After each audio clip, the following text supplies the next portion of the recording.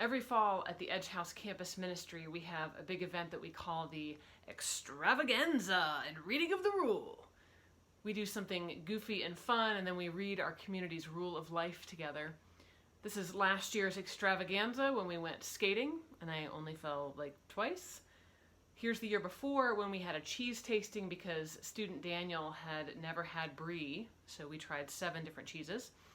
The year before that, 2017, we did escape rooms. Here's the team that didn't escape on time. The year before that was mini golf, and the year before that, I don't remember it all, but here's some of the team from that year studiously reading the rule of life. I don't have a photo from 2015, but I'm pretty sure we went skating that year as well. 2013 was mini golf, 2012 was a potluck dessert bar, 2011 was the first year we did the Extravaganza, only 2 years after I started at the Edge House. And we had a mountain of ice cream, not pictured. We haven't planned this year's Extravaganza yet for obvious reasons, but also, why am I telling you all this? And what was that bit about the reading of the rule? Right, that's the important bit. We have this rule of life that we created at the beginning of the second year of the Edge House. A rule of life is a monastic thing. Back in the Middle Ages and before, communities of monks or nuns would form themselves around a rule. It wasn't so much like the rules of daily life, like which fork to use or when curfew was, though some of that was in there. It's more about the guiding principles of the community, what everyone was committing to do and to be. It's about how we humans interact and how we work towards transformation. The rule of St. Benedict is one of the more famous ones, and it's also the basis for Alcoholics Anonymous's 12 Steps. Because we at the Edge House were already thinking about who we were as a community and what we were for, and because in that second year we had a new student who had disclosed to me his criminal record, we decided that we could spend some time thinking about who we were welcoming, what our boundaries were, and what we valued. We read this rule every fall as a community, and every fall we revise it. Sometimes just a little grammar and clarification, sometimes more substantially. So it's got 4 sections: who we are, what we value, the order of our common life, and maintaining the order. That last bit, maintaining the order, that sounds pretty boring, right? It's the bit that most of us don't want to deal with. Maintenance is not exciting. It's repetitive. And actually, when it comes to relationships, it can be downright scary. How do we keep up these connections that we love and need in the everyday issues of our lives?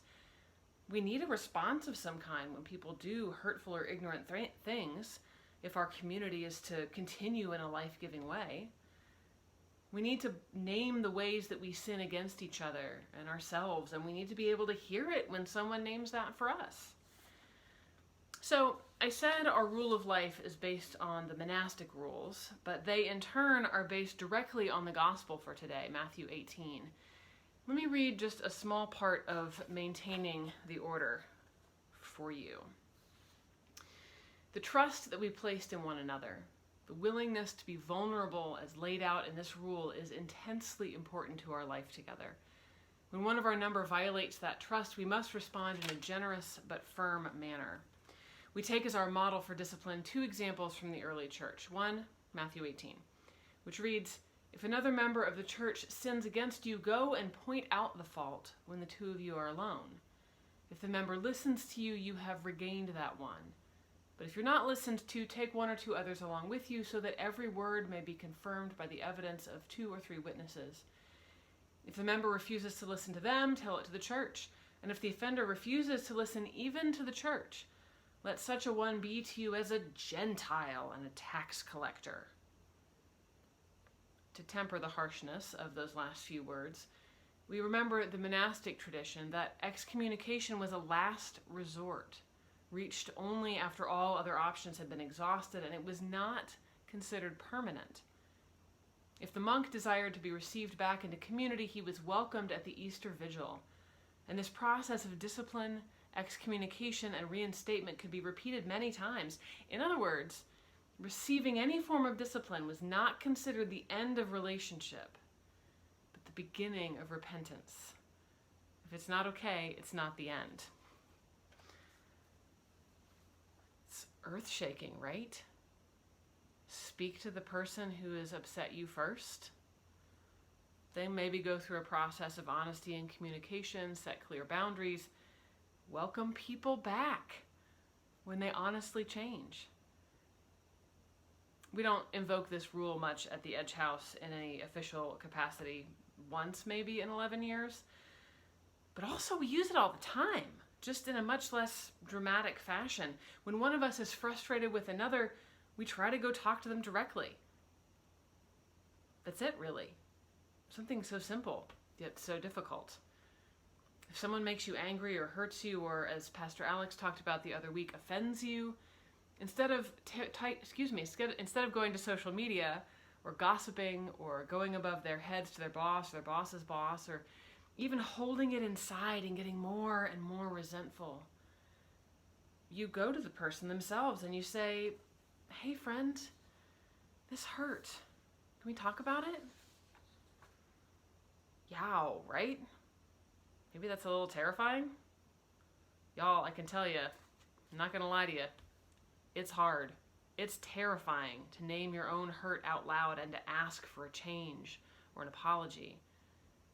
It's tempting to do it angrily or even with violence, and I suppose that there are times when that's necessary, when your hurt hasn't been seen or listened to for too long.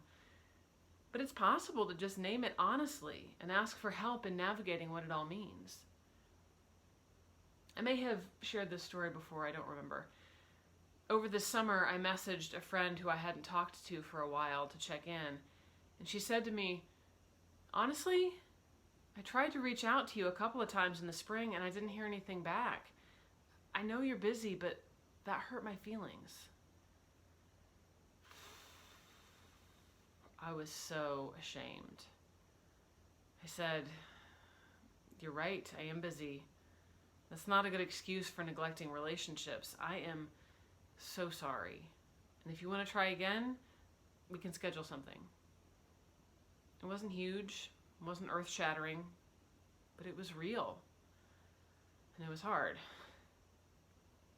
It is hard to be vulnerable that way, to lay open our wound, no matter how small it is, to be willing to hear what another person has to say. But it's also so freeing.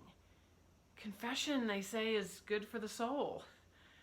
Confessing our own hurt or misunderstanding or resentment is good for the soul. Jesus is here too, saying to us directly, just tell people that you're upset with them. Be straight about it. Say the thing, we say at the Edge House.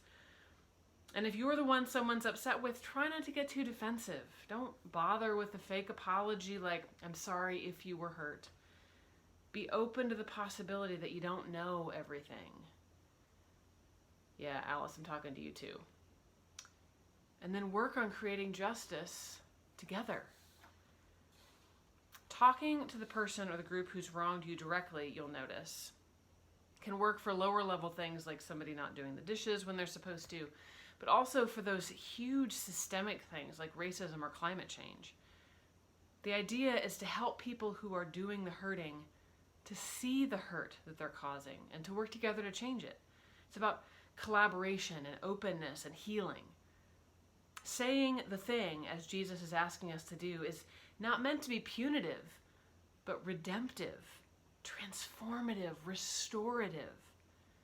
This is essentially what our Black siblings have been collectively asking for centuries: restoration. We are in pain, they say. You're hurting us. Please stop. And while sometimes some folks have heard them, collectively we've chosen to put our fingers in our ears. This is one of the things that Matthew and I teach in our anti-racism class. It's not about making you feel bad. It's about seeing the problem so that something can be done. The way things are, whatever that means to you, is not the way things have to be. That's hopeful. It's been a while since I've been able to go to my Al-Anon meetings because of COVID reasons, but I miss it intensely. The honesty in those rooms, speaking about what has hurt us and speaking about how we've turned around and used that hurt as a weapon against other people, it's powerful. And what's powerful about it is not just what's being said, but that it's being said at all. We talk in detail about how we messed up and how we are messed up. We don't make it pretty. We don't use fancy words thought out perfectly. We don't even drink fancy coffee. But we do experience healing. We say there that everyone brings their experience, strength, and hope. Being a Christian isn't about being nice or decent. Those are fine things. There's nothing wrong with them. But they're not the goals themselves. Being a Christian is about healing and becoming. Being a Christian is about radical empathy and intense vulnerability. It's about following a man who is also God, who asks us to be kind and connected to people that we don't necessarily want to be. It's a willingness to see how our actions hurt someone else, even if they still seem right to us, and to make amends, reparations even. Being a Christian is about knowing in your bones that you are loved and saved and alive, and so is every other person around you. It's hard sometimes. Dumbledore once told Harry Potter, soon we will all have to choose between what is right and what is easy. And months ago, or maybe years, the passage of time is a mystery at this point, Pastor Heidi gave us a gift in one of her sermons. She quoted from the brilliant black theologian Howard Thurman. He said, "Don't ask what the world needs, ask what makes you come alive and go do it. Because what the world needs is people who've come alive." Who do you need to talk to directly? Who do you need to listen to with openness? What healing can you be a part of? Because it brings you to life. Go with God, friends.